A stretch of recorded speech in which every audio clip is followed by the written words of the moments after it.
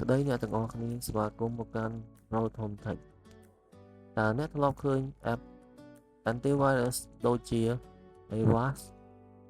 Bitdefender ឬ Norton នៅលើ Play Store ឬ App Store ដែរឬទេ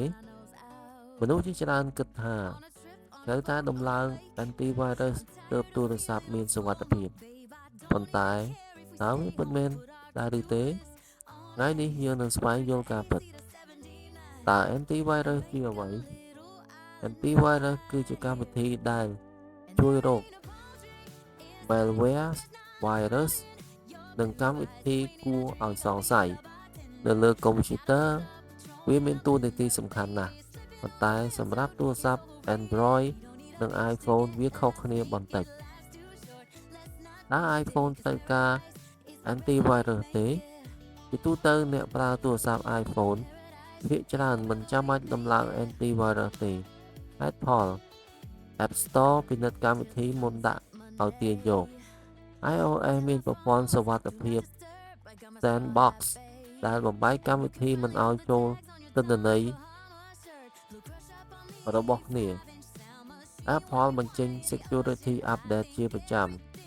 ទោះជាយ៉ាងណាអ្នកនៅតែគួរប្រុងប្រយ័ត្នចំពោះ link ដែលបន្លំនិងគេហទំព័រគួរឲ្យសង្ស័យ Android ត្រូវការ antivirus ទេសម្រាប់ Android ចម្លើយគឺអាស្រ័យលើរបៀបដែលអ្នកប្រើបើអ្នកទាញយក app ពី Google Play អាប់ដេតទូរស័ព្ទជាប្រចាំមិនដំឡើង APK ពីប្រភពមិនស្គាល់ជាទូទៅអ្នកមិនចាំបាច់មាន antivirus ទេប៉ុន្តែបើអ្នកចូលចិត្តដំឡើង APK ពីគេហទំព័រមិនស្គាល់ឬចុច link គួរឲ្យសង្ស័យហានិភ័យនឹងកើតឡើងហេតុអីបានជាអ្នកខ្លះត្រូវដំឡើង antivirus កម្មវិធីសុវត្ថិភាពមួយចំនួនមានមុខងារបន្ថែមដូចជា scan កម្មវិធីពិនិត្យ link គួរសង្ស័យ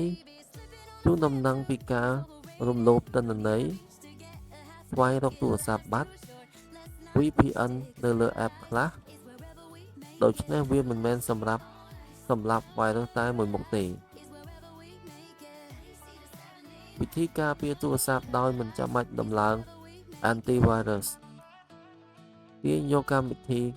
Google Play ឬ App Store ប៉ុណ្ណោះកុំចុច link មិនស្គាល់អាប់ដេតប្រព័ន្ធជាប្រចាំប្រើ PIN ឬ Face ID ឬ Fingerprint បើ Google Play Protect Android ពិនិត្យសិទ្ធិ permission របស់កម្មវិធីមុននឹងអនុញ្ញាតឲ្យចូលកាមេរ៉ា microphone ឬ location សរុបមក iPhone ភាគច្រើនមិនចាំបាច់ដំឡើង antivirus ទេ Android បើប្រើ Google Play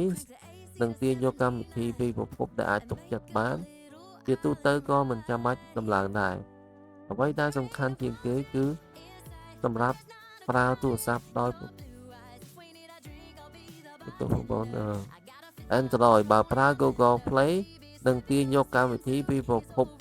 ដែលអាចទុកចិត្តបានជាទូទៅមិនចាំបាច់ដំឡើងទេអ្វីដែលសំខាន់ជាងគេគឺទម្លាប់ប្រើទូរស័ព្ទប្រកបដោយសុវត្ថិភាពវីដេអូនេះមានប្រយោជន៍សូមចុច like subscribe និង share ដើម្បីគាំទ្រ Pro Tom